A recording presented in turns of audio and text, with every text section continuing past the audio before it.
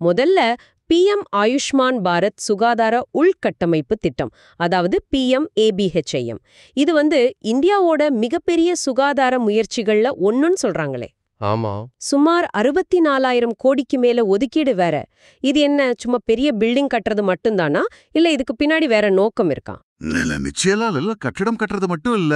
இதோட முக்கிய நோக்கமே எதிர்காலத்துல பெருந்தொற்று மாதிரி ஏதாவது வந்தா இல்ல வேற ஏதாவது ஹெல்த் எமர்ஜென்சினா அதை சமாளிக்க நம்ம நாட்டை தயார்படுத்துறது தான். இது ஒரு சென்ட்ரலி ஸ்பான்சர்ட் ஸ்கீமு. சில பகுதிகள் நேரடியா சென்ட்ரல் கவர்மெண்ட் கண்ட்ரோல்லயும் இருக்கு. 2025-26 வரைக்கும் இதுக்கு நிதி ஒதுக்கியிருக்காங்க. ஓ சரி. இதோட ஸ்பெஷாலிட்டி என்னன்னா, இது ஒரு முழுமையான அப்ரோச். அதாவது கிராமத்துல இருக்கிற ஆரம்ப சுகாதார நிலையம், அதான் ஆயுஷ்மான் ஆரோக்கிய மந்திர்னு சொல்றாங்கல்ல, அதை வலுப்படுத்துறதுல ஆரம்பிச்சு மாவட்ட அளவுல ICU வசதி, அப்புறம் பொது சுகாதார லேப் வரைக்கும் கொண்டு வராங்க. ஓஹோ. இது போக பிளாக் லெவல்லையும் பப்ளிக் ஹெல்த் யூனிட்ஸ் வரும்.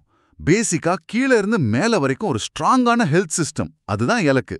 இதுல இன்னொரு முக்கியமான விஷயம் சொல்றாங்க, ஒரே ஆரோக்கியம், அதாவது ஒன் ஹெல்த் அப்ரோச். ஆமா, அந்த ஒரே ஆரோக்கியம்ங்கிற வார்த்தைய நானும் கவனிச்சேன். கேட்க நல்லா இருக்கு. ஆனா நடைமுறையில அது எப்படி இருக்கும்? கோவிட் மாதிரி விஷயங்களுக்கு இது எப்படி உதவும்? நல்ல கேள்வி கேட்டீங்க. ஒரே ஆரோக்கியம்னா சிம்பிளா சொன்னா மனுஷங்களோட ஆரோக்கியம், விலங்குகளோட ஆரோக்கியம், நம்ம சுத்தி இருக்கிற சுற்றுச்சூழல், இது மூணும் ஒன்னோட ஒன்னு கனெக்டட் அப்படின்னு புரிஞ்சு செயல்படுறது. உதாரணத்துக்கு இப்ப விலங்குகள் கிட்ட இருந்து மனுஷங்களுக்கு வர்ற நோய்கள் இருக்கு இல்லையா?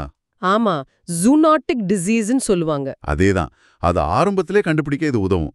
எப்படின்னா, மனுஷங்க, விலங்குகள், சுற்றுச்சூழல்னு எல்லா இடத்துல இருந்தும் நோய் தகவல்களை ஒன்னா சேர்த்து ரியல் டைம்ல கண்காணிக்க ஒரு IT சிஸ்டம் இதுல இருக்கு. அதை இன்னும் வலுப்படுத்துவாங்க. ஓ, அப்போ டேட்டா எல்லாம் ஒன்னா வருமா? கோவிட் பிடிபட்டரு எப்படி உருவாகுது, எப்படி பரவுதுன்னு ஆராய்ச்சி பண்றதுக்கும் இது ரொம்ப ஹெல்ப் பண்ணும்.